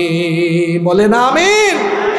শাহাদাতের মউত উত্তম মৃত্যুর একটা নমুনা, আর শাহাদাতের মউত হলো শ্রেষ্ঠ মউত। শাহাদাতের মাধ্যমে যারা মৃত্যুবরণ করে তাদেরকে মৃত বলতে আল্লাহ নিষেধ করেছেন, এবং তাদের ব্যাপারে আল্লাহ কোরআনে কারীমের 3 নম্বর সূরা আলে ইমরানের 169 নম্বর আয়াত থেকে বললেন, ওয়ালা তাহসাবান্নাল্লাযীনা কুতিলু ফি সাবিলিল্লাহি আমওয়াতাম বাল আহইয়াউন ইনদা রাব্বিহিম ইউরযাকুন। আর যারা আল্লাহর পথে জীবন বিলিয়ে দেয় তাদেরকে তোমরা খবরদার মৃত বলো না, বরং তারা হলো জীবিত, কিন্তু তোমরা এটা বুঝতে পারো না। এরা হলো জীবিত, এবং এদেরকে যিনি রিজিক দান করেন, গলার আওয়াজ বড় করে বলেন, তিনি কে? তাহলে উত্তম মৃত্যুর 4 নম্বর নমুনা হলো শহীদি মৃত্যু। তবে আল্লাহর রাস্তায় জিহাদের মাঠে গিয়ে শহীদ না হয়েও এমন কিছু মৃত্যু আছে যেই অবস্থায় মারা গেলে শহীদি মৌতের মর্যাদা পাওয়া যায়। এই রকম কিছু মৌত আছে, সেগুলো কি? আবু দাউদ শরীফের হাদিস, মুয়াত্তা মালিকের মধ্যে ওই হাদিসটি এসেছে। আল্লাহ রাসূল বলেছেন, আল মাতউনু শহীদ, মহামারীতে আক্রান্ত হয়ে যারা মারা যায় তারাও শহীদের মর্যাদা পাবে। ওয়াল গারিকু শহীদ, আবার যারা পানিতে ডুবে মারা যায় তাদেরকেও শাহাদাতের মর্যাদা দিবেন কে? ওয়া সাহিবু যাতিল জানবি শহীদ, পক্ষাঘাতে যারা মারা যায় তারাও শহীদ। ওয়াল মাবতুনু শহীদ, আবার পেটের পীড়ায় যারা মারা যায় তারাও শহীদ। ওয়া সাহিবুল হারিকি শহীদ, আগুনে পুড়ে দগ্ধ হয়ে যারা মারা যায় তাদেরকেও শাহাদাতের মর্যাদা দেন কে? ওয়াল্লাযী ইয়ামুতু তাহতাল হাদামি শহীদ, আবার যারা বিল্ডিং এর চাপায় পড়ে প্রাচীর ধসে মারা যায় তারাও শহীদ। ওয়াল মারআতু তামুতু বিজুমইন শহীদ, বাচ্চা জন্ম দিতে গিয়ে যে মহিলা মারা যায় ওই মহিলাকেও শহীদ বলেছেন মুহাম্মদ, আমরা বলি সাল্লাল্লাহু। আবার আল্লাহর নবী অন্য হাদিসে আরো বলেছেন, মান কুতিলা দুনা মালিহি ফাহুয়া শহীদ, যে ব্যক্তি তার নিজের মাল সম্পদ রক্ষার জন্য শহীদ হবে সেও শহীদি মর্যাদা পাবে। ওয়ামান কুতিলা দুনা দীনিহি ফাহুয়া শহীদ। আবার যারা দিন রক্ষার জন্য শহীদ হবে, দিন রক্ষার জন্য জীবন দিবে, তারাও শহীদ। এই বাংলাদেশে দিন রক্ষার জন্য, দিন প্রতিষ্ঠার জন্য জীবনের দরকার হলে জীবন দিয়ে দিলে শহীদ হিসাবে গ্রহণ করে নেবেন কে? এজন্য আমরা প্রস্তুত আছি না নাই? ওয়ামান কুতিলা দুনা দামিহি ফাহুয়া শহীদ। আত্মরক্ষার জন্য, আত্মরক্ষা করতে গিয়ে যে ব্যক্তি নিহত হবে তাকেও শহীদ বলেছেন মুহাম্মদ। আমরা বলি সাল্লাল্লাহু। ওয়ামান কুতিলা দুনা আহলিহি ফাহুয়া শহীদ। নিজের পরিবার পরিজনকে বাঁচাতে গিয়ে যে নিহত হবে সেই ব্যক্তিকেও শহীদ বলেছেন মুহাম্মদ। আমরা বলি সাল্লাল্লাহু আলাইহি ওয়াসাল্লাম। এই যে হাদিসে এতগুলো মানুষের কথা, প্রায় 9-10 প্রকারের মানুষের কথা বলে ফেলেছি। এরা যদি জিহাদেও শহীদ না হয়, এই অবস্থায় মারা গেলে শহীদি মর্যাদা এদেরকে যিনি দান করে দিবেন তিনি কে? আবার যারা আল্লাহর জন্য, আল্লাহর দ্বীনের প্রয়োজনে ইসলামী রাষ্ট্রের সীমানা পাহারা দিতে গিয়ে কিংবা দায়িত্বশীলের কথা শুনতে গিয়ে যদি পাহারার দরকার হয় আর সে যদি পাহারা দেয়, ওই ব্যক্তিকেও শহীদের মর্যাদা দিয়ে দিবেন কে? মুসলিম শরীফের হাদিস, আল্লাহর নবী বলেছেন রিবাতুন ইয়াউমিন ওয়া লাইলাতিন খায়রুম মিন সিয়ামি শাহরিন ওয়া কিয়ামিহি। আল্লাহর নবী বলেছেন আল্লাহর রাস্তায়, আল্লাহর দ্বীনের জন্য প্রয়োজন পড়লে কেউ যদি এক রাত অথবা একদিন পাহারা দেয়, সেটা 1 মাসের রোজা কিংবা 1 মাসের তাহাজ্জুদের চাইতেও উত্তম। সুবহানাল্লাহ। আল্লাহর নবী আরো বলেছেন ওয়া ইম্মাতা জারা আলাইহি আমালুহু আল্লাযী কানা ইয়ামালুহু ওয়া উজরিয়া আলাইহি রিজকুহু ওয়া আমিনাল ফাত্তান। আল্লাহর নবী বলেছেন যদি এই ব্যক্তি পাহারা দিতে গিয়ে মারাও যায়, সেই ব্যক্তির আমলের ধারা কখনো বন্ধ হবে না, কবরে গিয়েও সওয়াব তার চলতে থাকবে। শুধু তাই নয়, তাকে আল্লাহ শাহাদাতের রিজিক দান করে দিবেন এবং কিয়ামতের দিন আযাব আর গজবের সকল ফিতনা থেকে বাঁচিয়ে তাকে যিনি জান্নাত দান করে দিবেন তিনি কে? কয়টা পয়েন্ট বলছি? 4টা বলছি। কয়টা? 4টা। ভালো মৃত্যুর 5 নাম্বার নমুনা হলো সৎ আমলের উপর থাকা, নেকির কাজ করতে করতে মারা যাওয়া। এজন্য মুসনাদে আহমদে হাদিস এসেছে, আল্লাহর নবী বলেছেন মান ক্বালা লা ইলাহা ইল্লাল্লাহু ইবতিগা ওয়াজহিল্লাহি খুতিমা লাহু বিহা দাখালাল জান্নাহ। আল্লাহর নবী বলেছেন যে ব্যক্তি লা ইলাহা ইল্লাল্লাহর ঘোষণা দিয়ে এর উপর অবিচল থেকে যার হুসনে খিতাম হয়, যার জীবন শেষ হয়, তাকে জান্নাত দিবেন কে? আবার শুনেন ও বেনামাজি ভাইরা, নামাজ আর ছাইরেন না, কথাটা শুনেন। ওয়ামান সাল্লা সালাতান ইবতিগা ওয়াজহিল্লাহ খুতিমা লাহু বিহা দাখালাল জান্নাহ। আল্লাহর নবী বলেছেন যে ব্যক্তি আল্লাহর সন্তুষ্টির জন্য নামাজ আদায় করে আর নামাজি হয়ে মৃত্যুর সময় আসে নামাজি হয়ে যে ব্যক্তি দুনিয়া থেকে যায়, ওই ব্যক্তিকেও যিনি জান্নাত দিয়ে দিবেন তিনি কে? ও আমার যুবক ভাই, যে ঈমান আপনাকে ঘর থেকে বের করে মসজিদে আনতে পারে না, এই দুর্বল ঈমান আপনাকে জান্নাতের ধারে কাছেও নিতে। ফজরের সময় ঘুমায় থাকেন আর জোহরের সময় ঘুম থেকে উঠে কেমন করে ঘুমাও তুমি, কেমন করে ঘুমাও তুমি, ফজর করে কাজা এমন তো হতে পারে জোহরে জানাজা। হতে পারে কি পারে না? খবরদার নামাজ ছাইরেন না। আল্লাহর নবী বলেছেন যার মধ্যে নামাজ নাই তার মধ্যে ঈমান নাই। রাত 1টা পর্যন্ত ওয়াজ শুনে গিয়েছে, ফজরের নামাজে হাজির হয় নাই, তার এই ওয়াজ শোনার কোনো ফায়দাই নাই। ওয়াজ হলো নফল, নামাজ হলো ফরজ। ওয়াজ আগে না নামাজ আগে? রাগ কইরেন না, এখানে বহু আল্লাহর কুতুব আছে এশার নামাজ পড়ে নাই কিন্তু ওয়াজ শুনতেছে এখনো পর্যন্ত। আবার ঠিকও বলছে, কেমন ভদ্র মানুষ। খবরদার খবরদার খবরদার, নামাজ ছাড়বেন না, নামাজ ছাড়বেন না। মহিলা প্যান্ডেলে যে মা বোনেরা আছেন, খবরদার আমার বোনেরা, নামাজ ছাড়বেন না। একজন মুমিনের প্রধান ডিউটি, প্রথম দায়িত্ব হলো নামাজ। আল্লাহ আমাদেরকে নামাজি বানিয়ে দাও।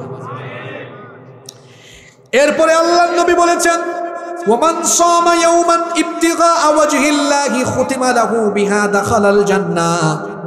আল্লাহর নবী বলেছেন যে ব্যক্তি আল্লাহর সন্তুষ্টির জন্য রোজা রাখে আর এই রকম অবস্থায় তার মৃত্যু হয়, তাকেও জান্নাত দিয়ে দিবেন কে? ওয়া মান তাসাদদাকা বিসাদাকাতিন ইবতিগাআ ওয়াজহিল্লাহ খুতিমা লাহু বিহা দাখালাল জান্নাহ। আর যে ব্যক্তি আল্লাহর সন্তুষ্টির জন্য দান সদকা করে, আমি এখানে আলোচনা আরম্ভ করার আগে দেখলাম অনেকেই দান করেছেন, খুব ভালো। আজকের এই দান সদকা যারা করেছেন, এই রকম মরণ পর্যন্ত যারা দান সদকা করতেই থাকবেন, দানশীল হয়ে যারা মারা যাবে, আল্লাহ বলেছেন তাদের জন্য আমার জান্নাতের দরজা খুলে যাবে। তাহলে ভালো মৃত্যুর আরেকটা নমুনা হলো মরণের আগ পর্যন্ত ওই লোকটা শুধু নেক আমল, ভালো আমল করতেই থাকে, করতেই থাকে, করতেই থাকে, করতেই থাকে। আল্লাহ এদের কাতারে আমাদের সবাইকে শামিল করে নাও।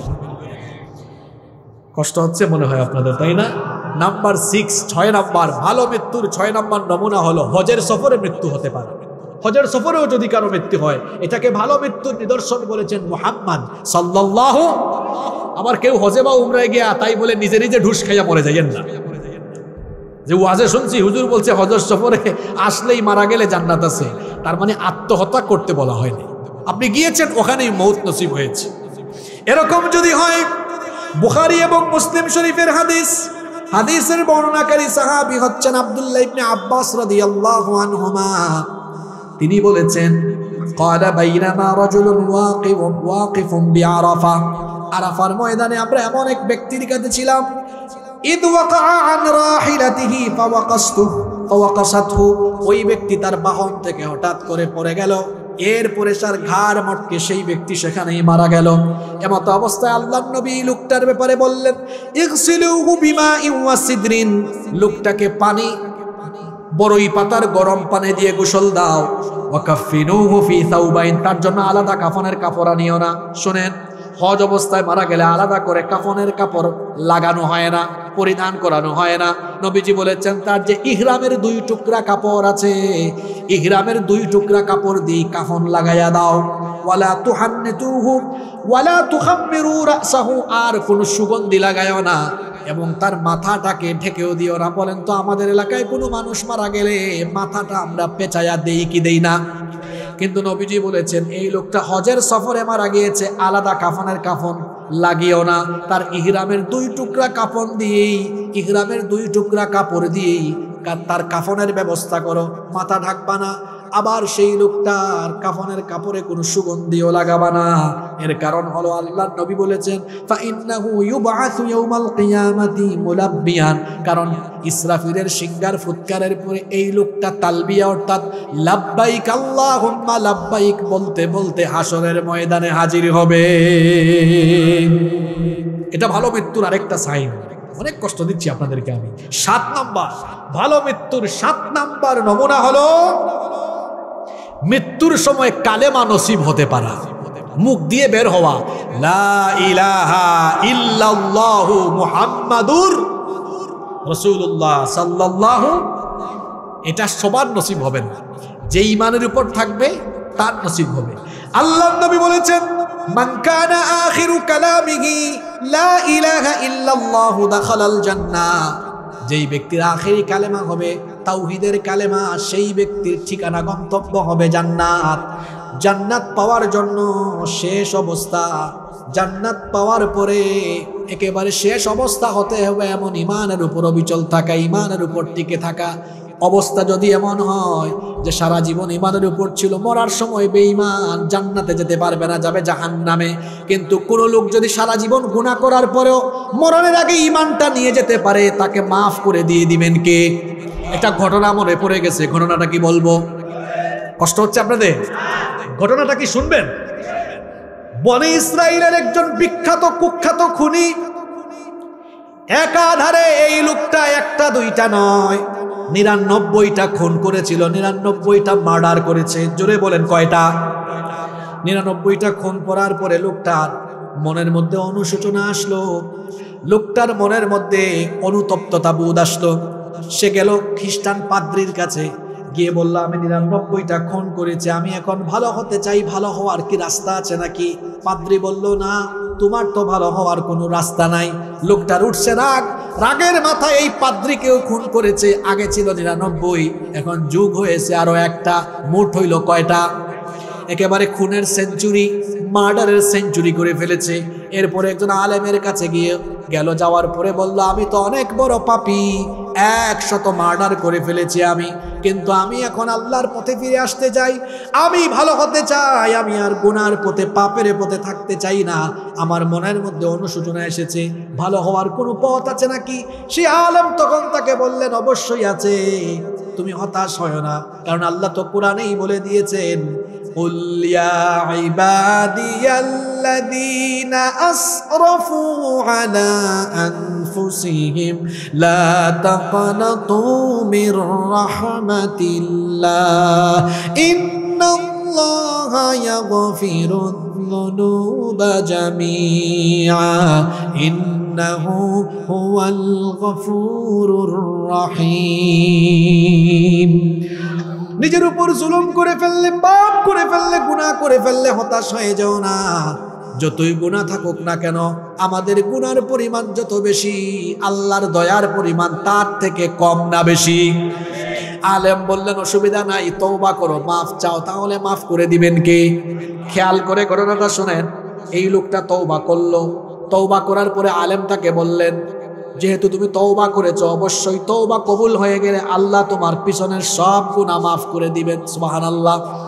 এই লোকটাকে তখন আলেম বললেন, শোনো, তুমি তোমার এলাকায় যেও না, কারণ তোমার এলাকায় খারাপ মানুষের সংখ্যা বেশি। ভালোর সাথে থাকলে ভালো, খারাপের সাথে থাকলে আপনি আতরের দোকানে ঢুকবেন, আতর যদি না কিনে 15 মিনিট আতরের দোকানে থেকে বের হয়ে যান, দেখবেন শরীরের সাথে আতরের গন্ধ থাকবে। আবার আপনি যদি বিড়ি নাও খান, সিগারেট নাও খান, সিগারেট খুর বিড়ি খুরের সাথে হাত মিলালে দেখবেন বিড়ি সিগারেটের গন্ধ হয়ে যাবে। তার মানে ভালোর সাথে থাকলে ভালো, খারাপের সাথে থাকলে খারাপ। আলেম বললেন, খবরদার, তুমি তোমার এলাকায় যাও না, বরং একটা এলাকার নাম বলে দিচ্ছি, ওই এলাকায় যাও, গিয়ে বাকি জীবন ওখানে ভালো মানুষের সাথে বসবাস করো। এবার এই লোকটা ওই এলাকার দিকে রওনা করলো। লোকটা কিছু দূর যেতেই অল্প একটু পথ গিয়েছে, মালাকুল মউত এসেছে, লোকটার মরণ হয়েছে। এবার কোনো মানুষ যখন মারা যায়, একটু আগে হাদিস শুনেছেন, পাপী হলে জাহান্নামের ফেরেশতা আসে, নেককার হলে জান্নাতের ফেরেশতা আসে। কিন্তু এই লোকটা মারা যাওয়ার পরে দেখা গেল জান্নাতের ফেরেশতাও এসেছে, জাহান্নামের ফেরেশতাও চলে এসেছে। জান্নাতের ফেরেশতারা জিজ্ঞেস করছে জাহান্নামের ফেরেশতাদেরকে, তোমাদের এখানে কাজ কি, তোমরা আসছো কেন? জাহান্নামের ফেরেশতারা জান্নাতি ফেরেশতাকে বলে, তোমরা আসছো কেন? এখন জান্নাতি ফেরেশতা বলে, লোকটা তওবা করেছে, এজন্য এসেছি, তাকে আল্লাহ মাফ করে দিয়েছেন, তোমরা আসছো কেন? জাহান্নামের ফেরেশতারা বলে, লোকটা 100 মার্ডার করেছে, জাহান্নামে নিতে এসেছি। দুই গ্রুপের ফেরেশতা তর্ক আরম্ভ করেছে। মধ্যস্থকারী আল্লাহ আরেকজন ফেরেশতা পাঠালেন, বললেন, শুনো, দুই গ্রুপ তর্ক করো না। এই লোকটাকে আলেম যে বলেছিলেন একটা ওই ভালো এলাকার দিকে যাওয়ার জন্য, দেখো তো লোকটা যেই জায়গায় মৃত্যুবরণ করেছে ওই জায়গা থেকে ওই এলাকার দূরত্ব কম না বেশি? যদি এলাকার দূরত্ব কম হয়, তাহলে এই এলাকার দূরত্ব যদি কম হয়, তাহলে লোকটাকে জান্নাতি ফেরেশতারা নিয়ে যাও, আর দূরত্ব যদি বেশি হয়, তাহলে জাহান্নামে নিয়ে যাও। প্রকৃত অর্থে লোকটা ওই এলাকা থেকে বহু দূরেই ছিল, কিন্তু লোকটা যেহেতু তওবা করেছেন, আল্লাহ তওবাও কবুল করেছিলেন, এই জন্য ফেরেশতারা যখন মাপা আরম্ভ করেছে, আল্লাহ তখন নিজের দয়ায় মৃত্যুর ওই জায়গা থেকে ওই এলাকাকে আল্লাহ তাআলার নিকটবর্তী করে দিলেন। লোকটা সারা জীবন করছে গুনাহ, কিন্তু মরার আগে কি নিয়ে গিয়েছে? ঈমান নিয়ে গিয়েছে। কি নিয়ে গিয়েছে? এরকম বহু মানুষ আছে খুব নামাজি, মরার সময় সুদ খাইয়া মরছে। এরকম সুদখোর তো রংপুরে নাই, সারা জীবন অনেক সুদখোর আছে, দেখবেন 5 ওয়াক্তের নামাজি, আপনাদের গ্রামে হয়তো নাই। আমি বহু জায়গায় দেখেছি নামাজি সুদখোর, একদম কোথায় নামাজে দাঁড়ায় জানেন? হুজুরের ঠিক পিছনে। আবার ওই জায়গা দখল করা, কাউরে বসতেও দেয় না, কেউ বসলে মাইন্ড করে, কই তুই আমার জায়গায় বসছত কেন? অনেকে মসজিদে জায়গা দখল করে, আপনাদের এলাকায় হয়তো নাই, আমাদের সিলেটে এগুলো আছে, এদিকেও আছে না? দেখবেন তার নির্দিষ্ট প্লেস, ওখানে কেউ বসলে কয়, ভাই তুমি এখানে বসছো কেন? এটা আমার জায়গা। তো আছে না? আল্লাহ এগুলো থেকে আমাদেরকে হেফাজত করেন। তাহলে বলছিলাম, ঈমান নিয়ে বেঁচে থাকাটাই শুধু যথেষ্ট নয়, ঈমান নিয়ে মরতে পারা হলো সফলতা। আল্লাহ ঈমান নিয়ে বাঁচার, ঈমান নিয়ে মরার তৌফিক দাও। আর কষ্ট দিব না, শেষ দিকে চলে আসছি। আমরা প্রথমে কি বললাম? মৃত্যুর 2 প্রকার। পরে কি বললাম? ভালো মৃত্যুর 7টা সাইন, নিদর্শন। এবার আমার শেষ পয়েন্ট। এখন আপনাদের কাছে আমার প্রশ্ন, আপনারা সবাই এই ভালো মৃত্যু, উত্তম মৃত্যু চান কি চান না? আসলেই সবাই চান? এবার ভালো মৃত্যুর 6টা আমল বলবো খুব সংক্ষেপে। আপনারা 10 মিনিট সময় দিতে পারবেন তো আমাকে? এই 6টা কিন্তু মুখস্থ করে যাওয়া লাগবে। আজকে কি মহিলারা মাহফিলে আছেন নাকি? মা বোনরাও মুখস্থ করবে। ভালো মৃত্যু নসিব হওয়ার কয়টা আমল? 6টা আমল। 1 নাম্বার আমল হলো সালাত, নামাজ সহ সকল নেক আমলের উপরে দৃঢ়ভাবে অবিচল থাকে। আজান পড়েছে, যত গুরুত্বপূর্ণ কাজ থাকুক, আমি ব্যবসায়ী, জলছত্র হারা গেছে, ধন, এরপরে কি বলে রংপুরে দোকান আছে, আজান হয়েছে, কাজ বন্ধ, আগে নামাজ।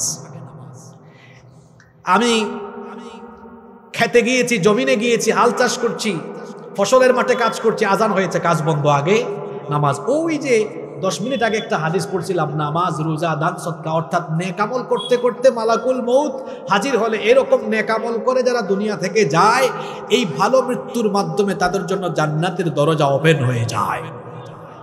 তাহলে কথা দেন, আজকে থেকে আর নামাজ ছাড়বেন না। রাজি আছেন? কারা কারা রাজি নাই দেখে হাত তুলেন। মাশাআল্লাহ। ওই একজন চাচা হাত তুলছেন। চাচা জীবাণু আসছে, কেউ একটু বাদাম খাওয়ান চাচারে। একটু কামড়া কামড়ি করলে, চাপাচুপি করলে ঘুম যাইতে পারে, একটু বাদাম বা মটর দেন। বাকিরা ঠিক আছেন আলহামদুলিল্লাহ। নামাজ আর ছাড়বো না, এই ওয়াদা কি আল্লাহর সাথে করা যায়? দেখি কারা কারা রাজি আছেন, আল্লাহরে দেখান একটু। মাশাআল্লাহ, হাত নামান, আল্লাহ কবুল করেন।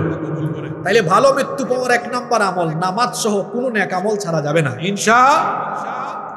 2, এটা খুব গুরুত্বপূর্ণ আমল। ভালো মৃত্যুর 2 নাম্বার আমল হলো সব সময় ওযু অবস্থায় থাকা। কি অবস্থায় থাকা? বড় বড় বুজুর্গ ব্যক্তিরা, আমরা আমাদের অনেক উস্তাদ, অনেক পীর মাশায়েখদের সুহবতে যখন যাই, দেখি আল্লাহর বান্দা ওযু ছাড়া কখনোই থাকে না। জিজ্ঞেস করি, আপনি সবসময় ওযু অবস্থায় থাকেন কেন? এই হাদিসগুলো আমাদেরকে মনে করায় দেন আর বলেন তোমরা ওযুরত অবস্থায় থাকিও। আল্লাহ তৌফিক দেন আমাদেরকে। নবীজির খাদেম। আচ্ছা বলেন তো, আপনি কেমন?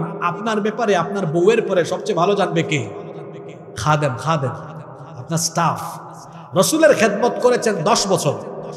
নাম হলো আনাস ইবনে মালিক রাদিয়াল্লাহু। আনাস রাদিয়াল্লাহু আনহু বলছেন, একদিন রাসূল আমাকে বললেন, ইয়া বুনাই, হে আমার প্রিয় সন্তান, ইনিস্তাতাতা আল্লাহ তাবিতা ইল্লা আলা wudu'in, যদি সম্ভব হয় ওযু ছাড়া কখনো থাকিও না, সব সময় ওযুরত অবস্থায় থাকিও। ফাফআল, সব সময় ওযুরত অবস্থায় থাকিও, এর উপর আমল করিও।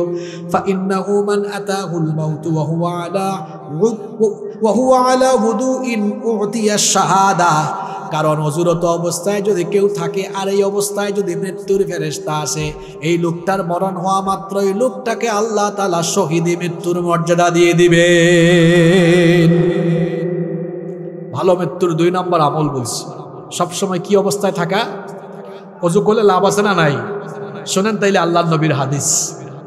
যখন আমরা ওযু করি যখন মুখে আমরা পানি নিয়ে কুলি করি, কুলি করার সঙ্গে সঙ্গে মুখের সগীরা গুনাহগুলো ওযুর পানির সাথে ঝরে পড়ে যায়।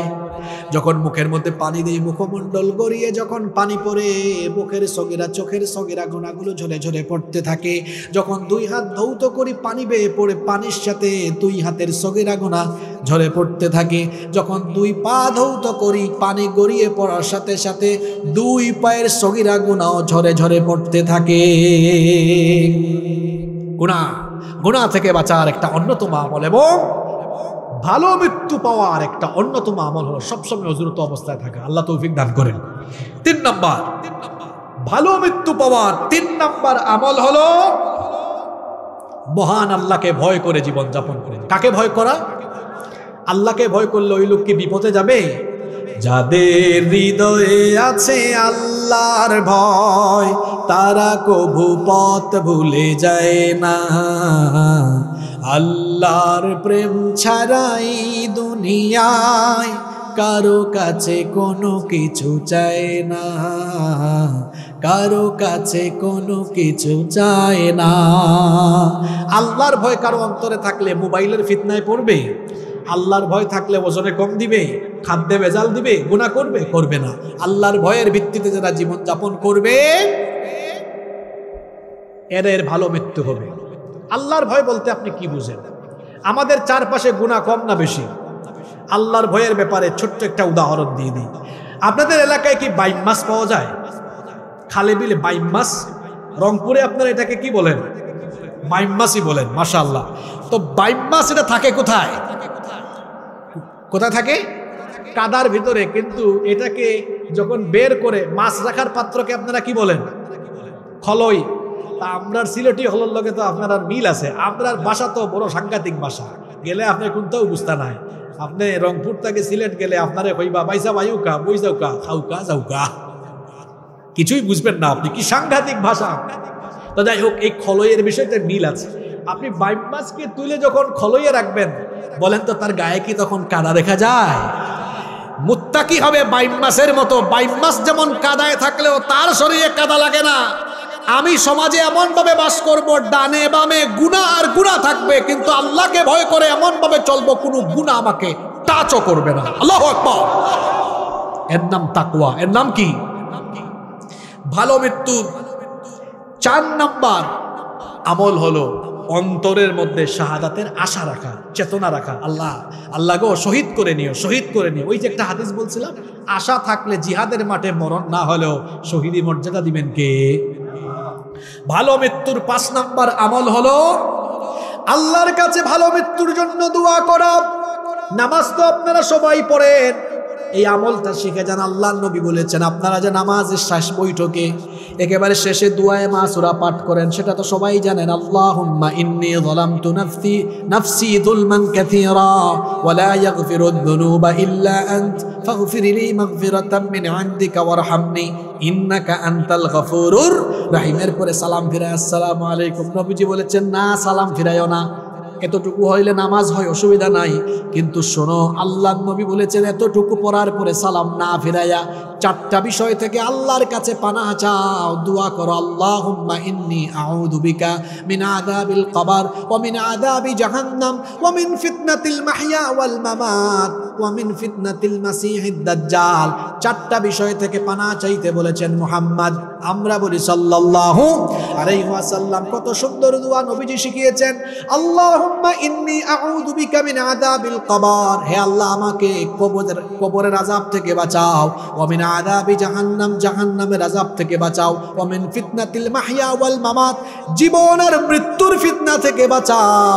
ওয়া মিন ফিতনাতিল মাসিহিদ দাজ্জাল, দাজ্জালের ফিতনা থেকে বাঁচাও। এই 4টা বিষয়ের মধ্যে একটা বিষয় হলো আল্লাহ জীবন আর মরণের সময়ের ফিতনা থেকে আমাদেরকে বাঁচাও। বলেন আমিন। এই 5 নাম্বার আমলের নাম কি? দোয়া। 6 নাম্বার আমল হলো প্রতিদিন অল্প হোক কম হোক আল্লাহর পথে একটু সাদকা করার চেষ্টা করবেন, দান করার চেষ্টা করবেন। কারণ হলো জামে সগীরের মধ্যে হাদিস এসেছে, আল্লাহর নবী বলেছেন আস-সাদাকাতু তাদফাউ মিতাতাস-সু। আল্লাহর নবী বলেছেন সাদকার মাধ্যমে মন্দ নিকৃষ্ট মৃত্যু থেকে আল্লাহ নিরাপত্তা দান করেন। আবার মুসনাদে আহমদের বর্ণনায় হাদিস এসেছে, আল্লাহর নবী বলেছেন মান তাসাদদাকা বিসাদাকাতিন ইবতিগা ওয়াজহিল্লাহি খুতিমা লাহু বিহা দাখালাল জান্নাহ। যে ব্যক্তি আল্লাহর সন্তুষ্টির উদ্দেশ্যে দান সদকা প্রতিদিন করতে থাকে আর এই অবস্থায় মারা যায়, এই উত্তম মৃত্যুর মাধ্যমে তার জন্য আল্লাহর জান্নাতের দরজা ওপেন হয়ে যায়। এবার আমরা সামারি খুলাসাতে চলে যাব, সারমর্মতে। এই লম্বা সময় ব্যাপী যে আলোচনা হলো, এর একটা সামারি আমরা 1 মিনিটে জানব। মৃত্যুর ধরন হলো কয়টা? জোরে বলেন কয়টা? নিকৃষ্ট আর উৎকৃষ্ট। নিকৃষ্ট মৃত্যুটা খুব কষ্টের, খুব যন্ত্রণার। আল্লাহ এমন মৃত্যু থেকে আমাদেরকে রেহাই দিও, হেফাজত করিও। আর 2 নাম্বার উত্তম মৃত্যু, এটা নেককারের জন্য হয়, এটা ভালো মানুষের জন্য হয়। আল্লাহ আমাদেরকে নেককারদের কাতারে শামিল করে দিও। তারপরে বলেছি উত্তম মৃত্যু, নেকির মৃত্যুর আবার কয়টা নিদর্শন আছে, আলামত আছে? 7টা আলামত আছে। এরপরে বলেছি এই উত্তম মৃত্যু পাওয়ার জন্য কিছু আমল করতে হবে। আর কয়টা আমলের কথা বলেছি? এবার আসেন 1 নাম্বার আমল কি ছিল? জোরে বলেন 1 নাম্বার আমল কি? নামাজ সহ অন্যান্য নেক আমল। নামাজ ছাইড়া দিবেন নাকি? আদায় করবেন তো? তারপরে 2 নাম্বার আমল ছিল সব সময় কি অবস্থায় থাকা? ওযু করবেন ইনশাআল্লাহ। 3 নাম্বার আমল ছিল কি? আল্লাহকে ভয় করে জীবন যাপন করা। 4 নাম্বার কি ছিল? অন্তরে শহীদি তামান্না রাখা। 5 নাম্বার ছিল ভালো মৃত্যুর জন্য দোয়া করা। 6 নাম্বার ছিল প্রতিদিন চেষ্টা করা অল্প স্বল্প হোক একটু দান করা। এখন মহিলারা বলবেন, হুজুর আমরা কি প্রতিদিন ঘর থেকে বেরোই নাকি, আমরা কেমনে দান সৎকার করবো? তো শিখাই দিই, আপনার বাসার মধ্যে একটা বক্স রাখবেন বা একটা ওই যে এটাকে কি বলেন আপনারা, বিস্কিট টিস্কিট রাখে যে কি বয়াম নাকি কি বলেন, বয়াম রাখেন, একটা বক্স রাখেন, ওখানে প্রতিদিন 2 টাকা 3 টাকা 5 টাকা 10 টাকা করে জমা মসজিদ মাদ্রাসায় দিলেন। দিন প্রতিষ্ঠান আন্দোলন যারা করেন তাদেরকে সহযোগিতা করলেন, ভালো ভালো কাজে দিনই কাজে এটা দিলেন। তাহলে আপনি প্রতিদিন বের না হলে ওই যে প্রতিদিন এটা জমায় জমায় রাখলেন, একটা দান বাক্স ঘরের ভিতরে বানায় ফেলেন। তারপরে যখন বেরোইলেন বা কাউকে পাইলেন কি করলেন, দিয়ে দিলেন। প্রতিদিন অল্প অল্প দান করবেন, কারণ নবীজি বলেছেন ভালো মৃত্যু পাওয়ার এটাও একটা আমল। ওই যে হাদিসটা বললাম একটু আগে, যারা প্রতিদিন দান করতে থাকে এদেরকে আল্লাহ দয়া করে ভালো মৃত্যু উপহার দিয়ে দিবেন। রব্বানা যালামনা আনফুসানা ওয়া ইল্লাম তাগফির লানা ওয়া তারহামনা লানাকুনান্না মিনাল খাসিরিন।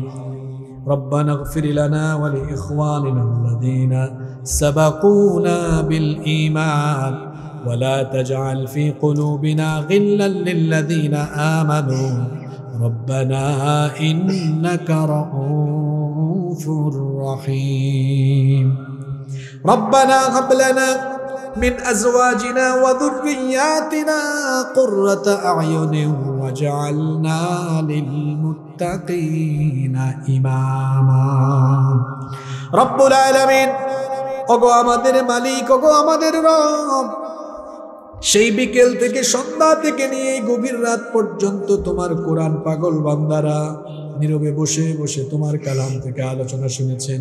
তোমার অনেক মায়ার বান্দিরাও কষ্ট করে এসেছেন, দীর্ঘ সময় ধরে কোরআন শুনেছেন। রব্বুল আলামিন, কেবলমাত্র তোমার সন্তুষ্টির জন্য আমরা এখানে এসেছি। ওগো মালিক, আমরা যারা হাত তুলেছি জীবনে কম হোক বেশি হোক সবাই আমরা গুনাহ করে ফেলেছি। আমাদের গুনাহের দিকে যদি তাকাও তাহলে আমাদেরকে ক্ষমাও করতে ইচ্ছে হবে না। ও মালিক, আমাদের গুনাহের দিকে না থাকে তোমার রহমতের দিকে দৃষ্টিপাত করে তোমার গফফার নামের খাতিরে আমাদের জীবনের ছোট বড় জানা অজানা যত গুনাহ আছে দয়া করে সব গুনাহ তুমি মাফ করে দাও। আল্লাহ তাকায় দেখো এই মাঠের দিকে, তোমার বান্দারা মাথাটা নত করে দিয়ে এতিমের মতো ভিক্ষার দোকানে হাত তুলেছে। আল্লাহ এই হাতগুলো দেখে তোমার কি একটু দয়া হয় না, মায়া হয় না? আল্লাহ যারা হাত তুলেছে প্রত্যেককে তুমি মাফ করে দিয়ে সবাইকে বেগুনা বানিয়ে মাসুম বানিয়ে তুমি বাড়ি ফিরাইয়া দাও। মহিলা প্যান্ডেলে পর্দার আড়ালে আমার অনেক মা বোনরা এসেছেন। আল্লাহ আমার এই সকল মা বোনদের গুনাহ খাতা তুমি মাফ করে দাও। রব্বুল আলামিন, আমাদের স্ত্রী সন্তানদেরকে মাফ করে দাও। আমাদের ছেলে মেয়েগুলোকে পরহেজগার বানায়া দাও। তাদেরকে আমাদের জন্য চক্ষু শীতলকারী বানায়া দাও। রব্বুল আলামিন, আমাদের কলিজার টুকরা মা বাবাকে মাফ করে দাও। আমাদের যাদের আব্বা আম্মা আমাদেরকে এতিম করে দিয়ে অন্ধকার কবরের বাসিন্দা হয়ে গিয়েছে, দয়া করে আমাদের কবরবাসী আব্বা আম্মার কবরের আযাব মাফ করে দাও। তাদের কবরটাকে তুমি জান্নাতুল ফেরদাউস বানিয়ে দাও। রব্বুল আলামিন, আমাদের মা বাবা যাদের বেঁচে আছেন নেক হায়াত বাড়িয়ে দাও। যতদিন তারা বেঁচে থাকবেন আমাদেরকে আমাদের বাবা মায়ের খেদমতের তৌফিক দিয়ে দাও। আল্লাহুম্মা গফিরলি ওয়া লিওয়ালিদাইয়া ওয়া কুর রাব্বিরহামহুমা কামা রাব্বায়ানি সগীরা। রাব্বিরহামহুমা কামা রাব্বায়ানি সগীরা। রব্বুল আলামিন, আমাদের আত্মীয় স্বজন যারা কবরে চলে গিয়েছেন তাদেরকে মাফ করে দাও। এই জলছত্র এলাকায় যত কবরস্থান রয়েছে কবরস্থানের সব মুর্দেগানদেরকে মাফ করে দাও। রব্বুল আলামিন, জলছত্র মদিনাতুল উলুম হাফেজিয়া নুরানি একাডেমি মাদ্রাসাকে তুমি কবুল করে নাও। এই মাদ্রাসার প্রতিষ্ঠা লগ্ন থেকে নিয়ে এখন পর্যন্ত যারা মাদ্রাসার খেদমত করে যারা বিদায় হয়েছেন তাদেরকে মাফ করে দাও। যারা এখনো করছেন সবাইকে তুমি মাফ করে দাও। মাদ্রাসার ম্যানেজিং কমিটির সবাইকে মাফ করে দাও। শিক্ষকদের নেক হায়াত বাড়িয়ে দাও, যোগ্যতা দক্ষতা বাড়িয়ে দাও। যে হাফেজ ছাত্রদেরকে পাগড়ি দেওয়া হয়েছে সবাইকে বিশেষজ্ঞ আলেম হওয়ার তৌফিক দিয়ে দাও। রব্বুল আলামিন, আজকের মাহফিলের সম্মানিত প্রধান অতিথি বিশেষ অতিথি বরেণ্য যত অতিথিবৃন্দ এসেছেন সবাইকে তুমি মাফ করে দাও। যত মানুষ এখানে এসেছেন আল্লাহ সবাইকে তুমি দ্বীনের জন্য কবুল করে নাও। রব্বুল আলামিন আমাদের সবাইকে তুমি দিনদার মুত্তাকি পরহেজগার বানায়া দাও। রব্বুল আলামিন আমাদের এই দেশটাকে তুমি কোরআনের জন্য কবুল করে নাও। এই দেশে তুমি কোরআনের বিজয় দান করে দাও। রব্বুল আলামিন তুমি এই দেশে তোমার দ্বীনের বিজয় নিশ্চিত করে দাও। রব্বুল আলামিন আমাদের প্রত্যেককে কোরআনের রঙে রঙিন হওয়ার তৌফিক দিয়ে দাও। মিডিয়ার যত ভাইরা এসেছেন আল্লাহ তাদেরকে ইখলাসের সাথে কাজ করার তৌফিক দিয়ে দাও। তাদের গুনাহগুলো মাফ করে দাও। এই গভীর রাতে তারা বাড়ি ফিরবে আল্লাহ তাদের প্রত্যেককে তুমি নিরাপদে বাড়ি ফিরে যাওয়ার ব্যবস্থা করে দাও। পথ চলাচলে তুমি আমাদের সকলের হেফাজতকারী নিরাপত্তা দানকারী হয়ে যাও। রব্বুল আলামিন অসংখ্য যুবকেরা মাহফিলে এসেছে, আমার এই যুবক ভাইদেরকে দ্বীনের জন্য কবুল করে না। আমাদের সবাইকে তুমি দিনদার পরহেজগার বানায়া দাও। সাল্লাল্লাহু তাআলা আলা খায়রি খালকিহি মুহাম্মাদিন ওয়া আলিহি ওয়া আসহাবিহি আজমাইন বিফদলি সুবহানা রাব্বিকা রাব্বিল ইজ্জাতি আম্মা ইয়াসিফুন ওয়া সালামুন আলাল মুরসালিন walhamdulillahi rabbil alamin wa ja'al akhir kalamina indal maut la ilaha illallah muhammadur rasulullah.